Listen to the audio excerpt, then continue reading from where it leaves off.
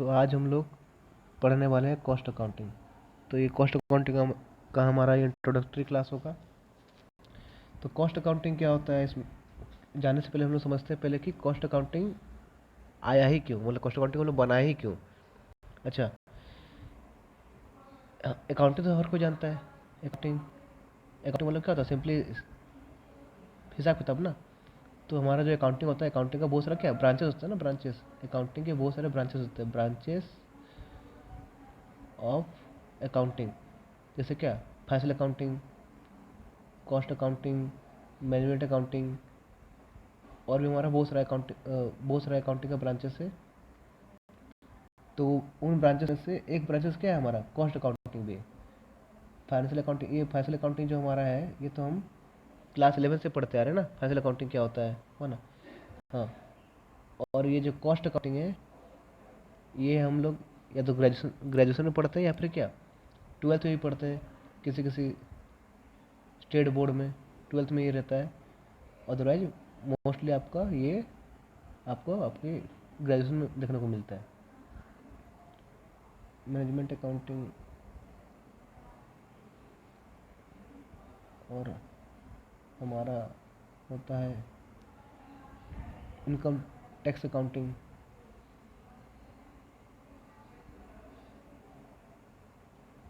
और भी बहुत सारा अकाउंटिंग होता है, जैसे ह्यूमन रिसोर्स अकाउंटिंग, आपका सोशल रिस्पॉन्सिबिलिटी अकाउंटिंग।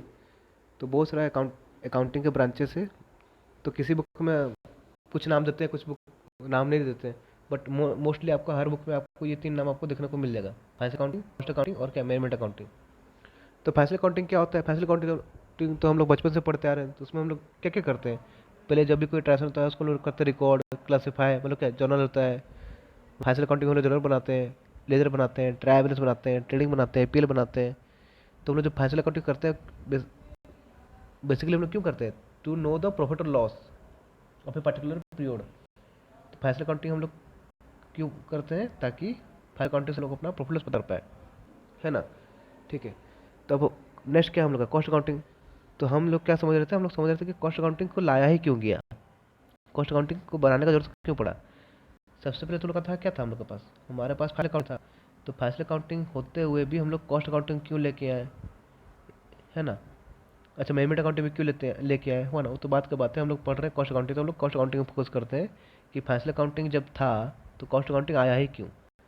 अच्छा देखो, तो फाइनेंशियल अकाउंटिंग था, फिर भी हम लोग को कॉस्ट अकाउंटिंग लाना पड़ा, क्योंकि फाइनेंशियल अकाउंटिंग में हमारा कुछ कुछ डिसएडवांटेज था। फाइनेंशियल अकाउंटिंग का कुछ कुछ डिसएडवांटेज है। जैसे फाइनेंशियल अकाउंटिंग सबसे बड़ा डिसएडवांटेज क्या है, कि फाइनेंशियल अकाउंटिंग जो है वो हिस्टोरिकल होता है, हिस्टोरिकल इन नेचर होता है। मतलब फाइनेंशियल अकाउंटिंग हमें पास्ट बताता है, पास्ट, मतलब सब होने के बाद बोलता है कि ये हो गया या फिर वो हो गया बोल के, ठीक है ना। अच्छा देखिए, अब आपको क्लियर करने के लिए एग्जांपल देता हूँ। जैसे देखिए, हम लोग फाइनेंशियल अकाउंटिंग में कोई भी हम लोग क्या करते हैं, सबसे पहले जो भी ट्रांजेक्शन होता है, हम लोग गुड्स खरीदें, गुड्स किए, तो उसको हम लोग पहले रिकॉर्ड करते हैं ना, रिकॉर्ड करते हैं कहाँ पे, जर्नल में। फिर उसी को देख के हम लोग करते हैं क्या, लेजर बनाते हैं। फिर लेजर से देख के हम लोग बनाते हैं ट्रायल बैलेंस। ट्रायल बैलेंस देख के हम लोग क्या करते हैं, साल का अंत में हम लोग बताते हैं हम लोग का ट्रेडिंग पिल और क्या, बैलेंस शीट बनाते हैं। तो जो ट्रेडिंग पिल और बैलेंस शीट जो हम लोग का साल का अंत में बन रहा है, वो वो किस बेसिस पे बन रहा है, साल भर में जो ट्रांजेक्शन हुआ है, साल भर में जो हम लोग गुड्स खरीदे बेचे, एसेट खरीदे बेचे, लोन लिए, चुकाए, जो रेंट एक्सपेंस इनकम पे किए, इनकम अर्न किए। हाँ, तो ये सब मतलब जितना भी ट्रांजेक्शन होने के बाद, उस बेसिस पे हम लोग क्या कर रहे हैं, हम लोग अपना ट्रेडिंग पे निकाल रहे हैं और बोल रहे हैं कि हम लोग क्वार्टर में इतना प्रॉफिट कमाए, फिर इतना लॉस कमाए, है ना। मतलब क्या, फाइनेंशियल अकाउंटिंग हम लोग को सब होने के बाद बोलता है कि आपका इतना प्रॉफिट हो गया है, फिर इतना लॉस हो गया, है ना। ठीक है ना। बट तो वही हम लोग का जो लिमिटेशन था, वही दूर करने के लिए हम लोग किसको लेके आए, हम लोग कॉस्ट अकाउंटिंग को लेके आए। कॉस्ट अकाउंटिंग क्या करेगा, हमें पहले से बता देगा, मतलब हमें फ्यूचर बताएगा कि हम लोग का फ्यूचर में इतना प्रॉफिट होने वाला है, फिर इतना लॉस होने वाला है। मतलब कॉस्ट अकाउंटिंग में हम लोग क्या करते हैं, हम लोग एस्टिमेट करते हैं, एस्टिमेट, यहाँ पे हम लोग एस्टिमेशन टाइप का रहता है, एस्टिमेटेड रहता है। हुआ कि हम लोग जो काम कर रहे हैं उसमें इतना खर्चा आने वाला है, तो हम लोग फिर डिसीजन ले पाएंगे अपना कि वो खर्चा को कैसे कम करें, ताकि हम लोग का प्रॉफिट इंक्रीज हो जाए, ठीक है ना। तो हम लोग अभी तक क्या समझे कि कॉस्ट अकाउंटिंग को क्यों लाया गया। तो कॉस्ट अकाउंटिंग को क्यों लाया गया, क्योंकि फाइनेंशियल अकाउंटिंग में हम लोग का लिमिटेशन था, बहुत सारे लिमिटेशन है। और सबसे बड़ा लिमिटेशन क्या था उनका फाइनेंशियल अकाउंटिंग का, कि वो हम लोग को हिस्ट्री बता रहा था, हिस्ट्री सब होने के बाद बोल रहा था कि आपका प्रॉफिट हो गया या फिर लॉस हो गया, या फिर लॉस प्रॉफिट कम गया आपका, मतलब आपको बताया जा रहा है कि आप फेल हो गए। अब फेल हो गए बताने से हम लोग क्या कर पाएंगे, कुछ तो नहीं कर पाएंगे ना। बट अगर हमें कोई बोलता है क्या कि आप पढ़ाई नहीं कर रहे हैं, आप फेल होने वाले हैं, तो हम लोग पढ़ाई करना स्टार्ट कर देते हैं। तो वो काम कौन कर रहा है हम लोग के लिए, वो काम हम लोग के लिए कर रहा है उनका कॉस्ट अकाउंट। वो हमें पहले से बता क्या कि आप जिस तरह से बिजनेस को संभाल रहे हैं, तो क्या होगा आगे चल के आपका बिजनेस में लॉस होने वाला है। ठीक है ना। अच्छा, मैनेजमेंट अकाउंटिंग क्या होता है हम लोग बात कर लेते हैं। उसे इसका तो अभी बात करने की जरूरत नहीं था, फिर भी बता दे रहे हैं। मैनेजमेंट अकाउंटिंग भी एक ब्रांच है अकाउंटिंग का। तो मैनेजमेंट अकाउंटिंग क्या करता है, फाइनेंशियल अकाउंटिंग से जो हम लोग का जो इन्फॉर्मेशन उनको मिलता है, उस इन्फॉर्मेशन को इस तरीका से प्रेजेंट करता है ताकि हाँ उस इन्फॉर्मेशन को लेके जो हमारा जो मैनेजमेंट है डिसीजन ले पाते हैं कि क्या करना है बिजनेस में। जैसे इसमें हम लोग का टॉपिक होता है ratio analysis, cash flow statement, ये सब बिजनेस का परफॉर्मेंस को जज करने में हेल्प करता है हम लोग का। रेशियो एनालिसिस से हम लोग जज कर पाते हैं कि बिजनेस कितना अच्छा अपना एसेट्स को यूज कर रहा है, कितना अच्छा अपन ये उसका फाइनेंशियल पोजीशन कितना अच्छा है। लिक्विडिटी रेशियो होता है, लिक्विडिटी, फिर लॉन्ग टर्म सॉल्वेंसी रेशियो होता है, टर्नओवर रेशियो होता है, आपका बहुत सारा रेशियो होता है। यहाँ पे हम लोग जब मेमोरी अकाउंटिंग पहुंचे तो उसमें देख लेंगे। ठीक है। तो अब हम चलते हैं हमारा मेन कॉस्ट अकाउंटिंग, जो हमारा टॉपिक था, सब्जेक्ट था हमारा कॉस्ट अकाउंटिंग, हुआ ना। तो देखिए, जब भी हम लोग कॉस्ट अकाउंटिंग का बात करते हैं तो सबसे पहला वर्ड हमें जो उसमें दिखता है कि कॉस्ट, है ना। तो सबसे पहले दिमाग में क्या आता है कि ये कॉस्ट होता क्या है ना। अच्छा, अगर कॉस्ट क्या होता है अगर हमें पता चल भी गया, तो नेक्स्ट क्वेश्चन दिमाग में आता है क्या है कि कॉस्ट हम कैलकुलेट करते क्यों है ना। देखिए, सबसे पहले दिमाग में क्वेश्चन क्या आ रहा है कि कॉस्ट होता क्या है। तो कॉस्ट आता है हम लोग का कि अगर हम लोग, हाँ, मान लीजिए हम लोग, हाँ, कॉस्ट हम लोग का होता है expenditures incurred for producing a product और सर्विस। हम लोग कोई भी प्रोडक्ट बना रहे हैं या फिर कोई सर्विस बना रहे हैं, तो प्रोडक्ट को बनाने में या फिर सर्विस को बनाने में जितना भी पैसा खर्चा हो रहा है, हम लोग क्या बोलते हैं वो पैसा खर्चा को, वो खर्चा को हम लोग बोलते हैं वो प्रोडक्ट का या फिर सर्विस का कॉस्ट है। लेट से फॉर एग्जाम्पल, अगर हम लोग ट्रेडिंग करते हैं, ट्रेडिंग मतलब क्या, परचेस सेल करते हैं, हम लोग का बिजनेस है, गुड्स खरीदो गुड्स बेचो। सपोज हम बुक्स खरीदते हैं और बुक्स बेचते हैं, हमारा बुक स्टोर है, हम बुक्स खरीद के बुक्स बेचते हैं। तो सपोज हम लोग एक कॉपी खरीदें, नोट रजिस्टर खरीदें, 100 रुपये में खरीदें, है ना। तो रजिस्टर का जो कॉस्ट कितना पड़ेगा, रजिस्टर का कॉस्ट हम लोग का पड़ेगा 100 रुपये ना। हम लोग अगर रजिस्टर को 100 रुपये में खरीदते हैं, तो रजिस्टर का कॉस्ट कितना है, 100 रुपया, सिंपल। हाँ, तो ये तो बात हो गया हम लोग कहाँ पे, जब हम लोग परचेस सेल कर रहे हैं तब का बात हो गया। बट एक बात याद रखिएगा, हम लोग कॉस्ट अकाउंटिंग पढ़ने टाइम हम लोग अपने आप को ट्रेडर नहीं मानेंगे, हम लोग अपने आप को मानेंगे मैन्युफैक्चरर। हम लोग एक फैक्ट्री होंगे, हम लोग बना के बेचते हैं सामान को, हम लोग खरीद के नहीं बेचने वाले। कॉस्ट अकाउंटिंग में हम लोग हमेशा एक फैक्ट्री होने वाले हैं, हम लोग हमेशा गुड्स को प्रोड्यूस करेंगे और बेचेंगे, चाहे गुड्स हो चाहे सर्विस हो। तो मान लीजिए अब क्या, हम कॉपी या फिर बुक्स बना के बेचते हैं, तो जो कॉपी हम बना के बेच रहे हैं, तो कॉपी को बनाने में, वो रजिस्टर को बनाने में जितना खर्चा आ रहा है, जितना एक्सपेंडिचर्स हो रहे हैं, उन एक्सपेंडिचर को हम लोग क्या बोलेंगे, वो कॉपी का कॉस्ट है बनाने का, है ना। या फिर मान लीजिए हमको सर्विस देते हैं, होटल का सर्विस हुआ या फिर जैसे पढ़ाने का सर्विस हुआ। तो ये जो पढ़ाने का जो सर्विस है, वो पढ़ाने का सर्विस देने में जितना भी हम लोग खर्चा आ रहा है, जैसे इलेक्ट्रिक बिल आ रहा है, मार्कर वर्कर यूज होता है उसका खर्चा आ रहा है, इंक का खर्चा आ रहा है, रेंट का खर्चा आ रहा है, तो ये सब खर्चा क्या है, सब हम लोग का वो सर्विस देने में खर्चा आ रहा है, तो इसको हम लोग सर्विस का कॉस्ट बोल देंगे। ठीक है ना। तो कॉस्ट क्या होता है, कॉस्ट हम लोग का होता है एक्सपेंडिचर्स, साथ साथ लिखते रहेंगे तो ठीक रहेगा। Expenditures incurred for producing A product और सर्विस, और सर्विस। ठीक है ना। हम्म। तो कॉस्ट क्या होता है, हम लोग जो भी बना रहे हैं, चाहे गुड्स हो चाहे सर्विस, बनाने में जितना भी खर्चा आएगा उसको लोग बोलते हैं कॉस्ट। ठीक है ना। तो एक बात बताइए, लेट से सपोज हम लोग पेन बना के बेचते हैं, हुआ ना, हमारा काम है पेन बना के बेचना। तो पेन को बनाने के लिए क्या क्या चाहिए हम लोग को, सबसे पहला क्या चाहिए हम लोग को, सबसे पहले हम लोग को चाहिए मेटल चाहिए, मटेरियल, वो जो प्लास्टिक है, वो जो इंक है, वो क्या है, मेटल ही तो है। अच्छा, मेटल क्या होता है हम लोग पढ़ेंगे बाद में, जब हम लोग पढ़ेंगे टाइप्स ऑफ कॉस्ट, जब हम लोग पढ़ेंगे तब हम लोग मेटल के बारे में डिस्कस करेंगे अच्छा से, कि मेटल को हम लोग कैसे जाने कि कोई चीज़ मेटल है कि नहीं बोल के। ठीक है। तो कोई बना, हाँ, तो वो जो पेन बना रहे थे उसमें सबसे पहले क्या लगेगा हम लोग का, मेटल लगेगा ना, मेटल लगेगा। अच्छा ठीक है, हम लोग प्लास्टिक लेके आए, इंक लेके आए, अब प्लास्टिक और इंक को अगर हम लोग छोड़ देंगे तो क्या उससे हम लोग का पेन बन जाएगा? नहीं बनेगा। तो पेन कैसे बनेगा हम लोग का? हम लोग को लेबर चाहिए ना फिर, लेबर लोग आएंगे, वहाँ पे काम करेंगे, तब जाके उनका पेन बनेगा। अच्छा देखो, हाँ, ठीक है ना। तो मेटल आ गया, मेटल हम लोग लेके आ गए, प्लास्टिक लेके आ गए, इंक लेके आ गए, और लेबर भी रख दिए। तो जो लेबर जो है वो जो मेटेरियल से, मतलब प्लास्टिक से वो जो पेन बनाएगा वो कहाँ बनाएगा? रोड में बनाएगा? रोड में तो बनाएगा नहीं ना, उसके लिए क्या चाहिए? फैक्ट्री चाहिए ना। अब फैक्ट्री का रेंट आता है, फिर फैक्ट्री में मशीन होगा तो मशीन का डिप्रेशन होगा, फिर मशीन चलने के लिए पावर चाहिए, इलेक्ट्रिसिटी चाहिए, तो सब खर्चा आएगा कि नहीं आएगा? तो उसको हम लोग बोलते हैं, उसको हम लोग बोलते हैं हमारा अदर एक्सपेंसेस।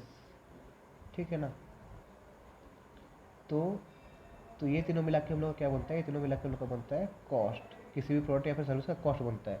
तो किस कोई भी प्रोडक्ट या फिर सर्विस बनाने में हमारा मेनली ये तीन टाइप का खर्चा होता है, मेटल का खर्चा, लेबर का खर्चा, इसके अलावा बाकी जो खर्चा है वो उसको लोग बोलते हैं अदर एक्सपेंस बोलते हैं। मेटल का खर्चा क्या होता है हम लोग अच्छा से बाद में पढ़ेंगे टाइप्स ऑफ कॉस्ट में। लेबर खर्चा क्या होता है हम लोग बाद में पढ़ेंगे अच्छा से। अदर एक्सपेंस भी क्या होता है हम लोग बाद में पढ़ेंगे। हम लोग सीखेंगे डिफरेंशिएट करना, हम लोग डिफरेंशिएट करना सीखेंगे कि कौन सा मेटल, कौन सा खर्चा मेटल में जाएगा, कौन सा लेबर में जाएगा, कौन सा हम लोग अदर एक्सपेंस में जाएगा। ठीक है। तो हमारा पहला क्वेश्चन खत्म हो गया कि व्हाट इज कॉस्ट। कॉस्ट हम लोग पढ़ चुके। और ये सब को हम लोग बोलते हैं क्या, सब दिस आर हम लोग का एलिमेंट्स ऑफ कॉस्ट। ये तीनों जो है एग्जाम में गिरता है कि what are the elements of cost. बहुत बार गिर चुका है, 1 मार्क में हम लोग का, या फिर 2 मार्क में भी गिर सकता है, या फिर 3 मार्क में भी गिर सकता है आपका। आपको कुछ नहीं करना, बेसिकली 10 तो ना लिख देना, मेटेरियल, लेबर और क्या, अदर एक्सपेंस। ठीक है। तो हमारा अभी तो क्लियर हो गया व्हाट इज कॉस्ट। अब नेक्स्ट क्वेश्चन क्या है हमारा, कि हम लोग कॉस्ट कैलकुलेट करते हैं तो करते ही क्यों है ना। हम लोग कुछ प्रोडक्ट बना रहे हैं, फिर कुछ सर्विस बना रहे हैं, तो प्रोडक्ट बनाने में या फिर सर्विस बनाने में कितना खर्चा आ रहा है हम लोग पता ही क्यों करते हैं? हम लोग डायरेक्ट तो बना के बेचते जाते हैं ना, हम लोग बनाते हैं अब बेचते जाते हैं। ठीक है ना। हाँ, हमारा नेक्स्ट क्वेश्चन क्या है, हम लोग कॉस्ट कैलकुलेट करते क्यों हैं? ठीक। अच्छा, अच्छा, वो क्वेश्चन में जाने से पहले एक सवाल है मेरे मन में, जो कि मैं चाहता हूँ आपके दिमाग में आए, आपका दिमाग में भी वो सवाल आए। ठीक है। अच्छा, कि हम लोग, अच्छा हम लोग अभी क्या पढ़ रहे हैं, हम लोग अभी हमारा क्वेश्चन क्या है? अच्छा, ये जो आज का जो इंट्रोडक्शन क्लास है, इस क्लास को हम लोग क्वेश्चन आंसर के बेसिस पे रखेंगे। मैं क्वेश्चन पूछूंगा, उसका आंसर मैं खुद ही दे दूंगा, हाँ ठीक है ना। जैसे पहला क्वेश्चन क्या था, व्हाट इज कॉस्ट, उसका आंसर मैं दे चुका। अब हम लोग पढ़ रहे हैं कि what are the need, what are the need of calculating cost, what are the needs of calculating cost.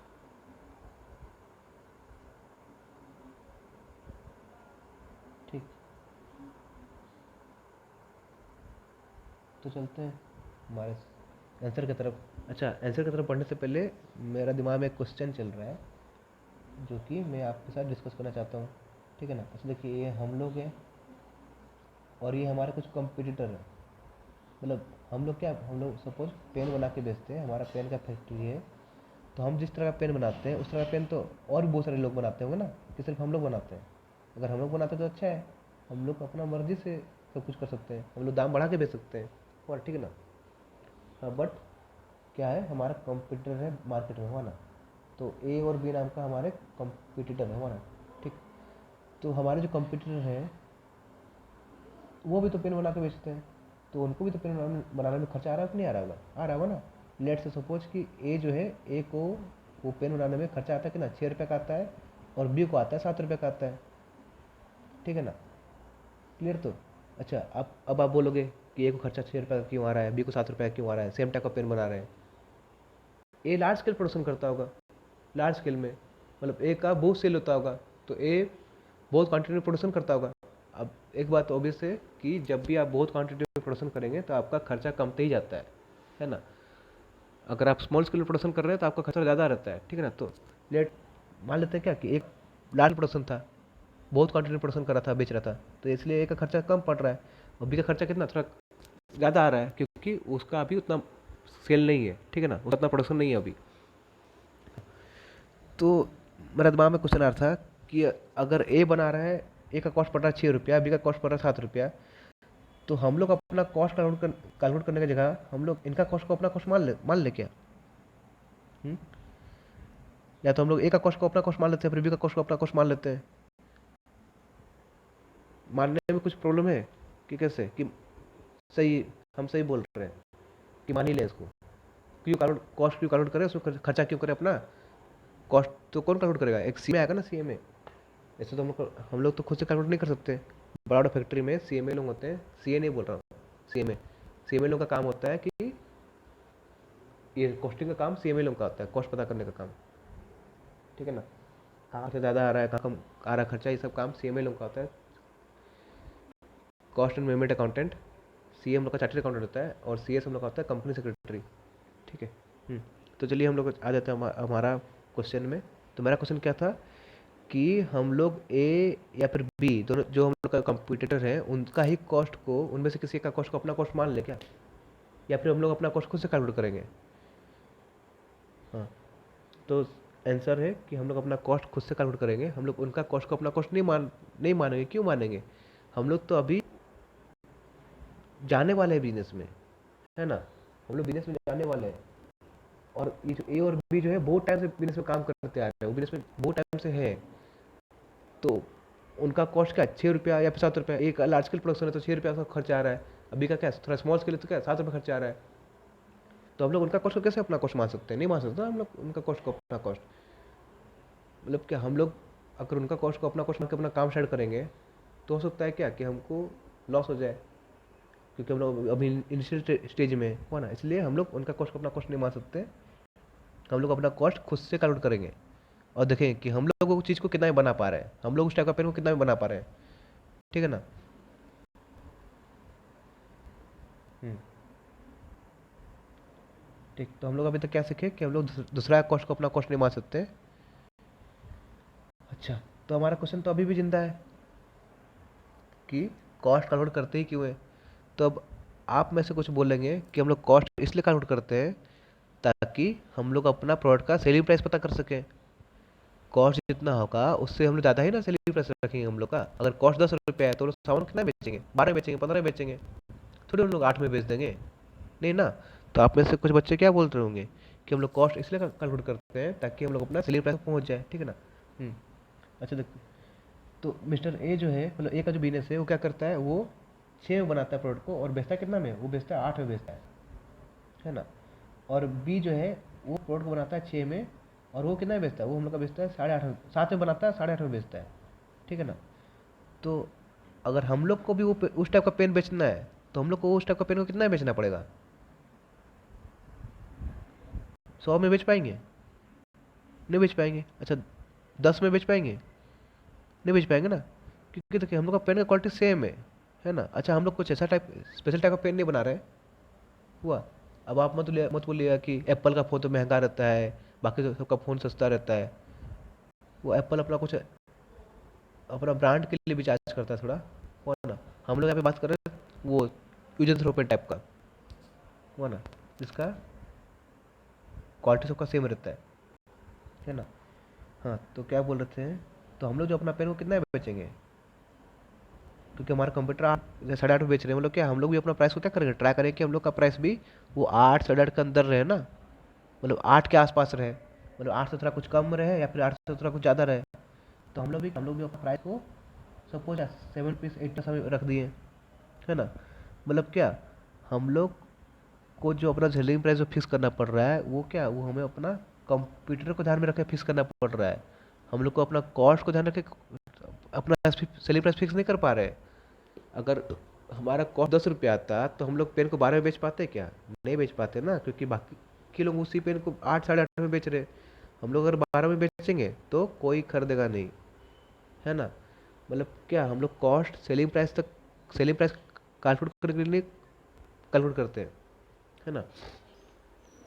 Cost हम लोग सेलिंग प्राइस पता करने के लिए नहीं कैलकुलेट करते हैं। बट अगर कॉस्ट पता चल जाए तो हम लोग सेलिंग प्राइस तक पहुंच सकते हैं ना। बट कॉस्ट कैलकुलेट करने का मेन पर्पज सेलिंग प्राइस पता करना नहीं होता है। हाँ, अगर कॉस्ट कैलकुलेट हो गया तो हम लोग सेलिंग प्राइस तक पहुंच जाएंगे। दोनों बात अलग अलग है। मैं क्या बोलना चाहता हूँ कि हम लोग सेलिंग प्राइस कैलकुलेट करने के लिए कॉस्ट प्राइस कैलकुलेट नहीं करते हैं। हाँ, बट अगर कॉस्ट प्राइस कैलकुलेट कर लिए हम लोग तो हम लोग सेलिंग प्राइस तक पहुंच सकते हैं। ठीक है ना। तो अभी तक हम लोग क्या सीखे कि कॉस्ट क्या होता है, तो हम लोग पढ़ चुके हैं। नेक्स्ट क्या, कॉस्ट हम लोग कैलकुलेट करते हैं, वहाँ पे हम लोग क्या सीख रहे हैं, हम लोग दो चीज़ सीख चुके हैं अभी तक, कि हम लोग दूसरा कॉस्ट को अपना कॉस्ट नहीं मानेंगे, क्योंकि वो उसका एक्सपेंडिचर करने का पैटर्न अलग है। वो कहीं वो बहुत टाइम से माल खरीद बिक्री कर रहा है, तो उससे उसका जान पहचान हो चुका है, जिसके चक्कर में उसको मेटेरियल कम दाम में मिल रहा होगा, लेबर थोड़ा कम लग रहा होगा। बट हम तो अभी नया मार्केट में हैं, तो हम लोग थोड़ी उसका कॉस्ट को अपना कॉस्ट मान लेंगे, थोड़ी हमको उतने दाम में मेटेरियल मिल जाएगा, थोड़ी हमको उतने दाम में लेबर मिल जाएगा, नहीं मिलेगा ना। इसलिए हम लोग अपना कॉस्ट खुद से कैलकुलेट करेंगे, है ना। तो हम लोग